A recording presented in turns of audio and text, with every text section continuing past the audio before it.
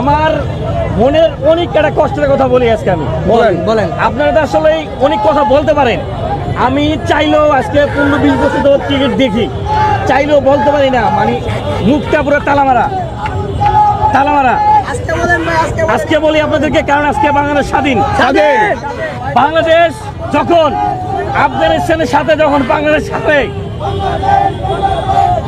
সব কষ্ট দুঃখ বুঝলা খেলোয়াড়দের গেছিলাম আমি এয়ারপোর্টে বিদায় দিতে। এর আগের দিন আমি তাদের কোনো খেলার বিরুদ্ধে আমি কোনো কথা বলিনি, বলছিলাম বাংলাদেশ ক্রিকেট বোর্ডের বিরুদ্ধে, যে আফগানিস্তান কদিন ধরে সেমিফাইনাল খেলে, আর আমরা কি করছি? আমরা শুধু টাকা কামাইছি, টাকা করছি, টাকার আর কিচ্ছু করতে পারি নাই। আর মানে ক্রিকেটে বুঝি না, এই কয়েকটা কথা আমি বলছিলাম।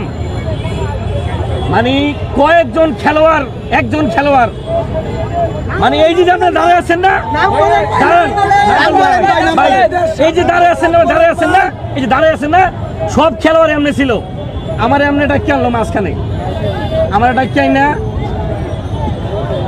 মানে বললো যে খেলা দেখতে চাও, ক্রিকেট বোর্ডে ঢুকা বন্ধ করে তুমি একবারে। কতটুকু বেহায়া হইলে আমার এক জায়গায় দাঁড়িয়ে নিয়ে বলতে পারতো যে শহীদ ভাই, আপনি তো মানে আমাদেরকে সবসময় সাপোর্ট দেন, তা ভাই সাপোর্ট দিয়েন ভাই।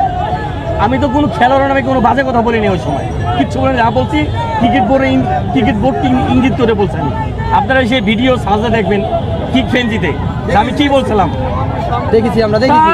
মানে তখন আমার কাছে মনে হয়েছিল যে 15-20 বছর যাবত আমি এদের সাপোর্ট দেই, মনে হয়েছিল মাদি গাইবা বুঝছে নিজটা অন্য জায়গায় বেড়ে যায়, তখন এদের কাছ থেকে লজ্জা। একমাত্র ওই সময় মানে অনেক আন্ডার-19 বলা, মানে আমি এত লজ্জা পাইছি ভাই, যে আমি তো, ওরা তো আন্ডার-19 অনেক গোলা আইছে, পিচ্ছি গোলাপান, ওরা সম্মান দেয়, ভালোবাসে।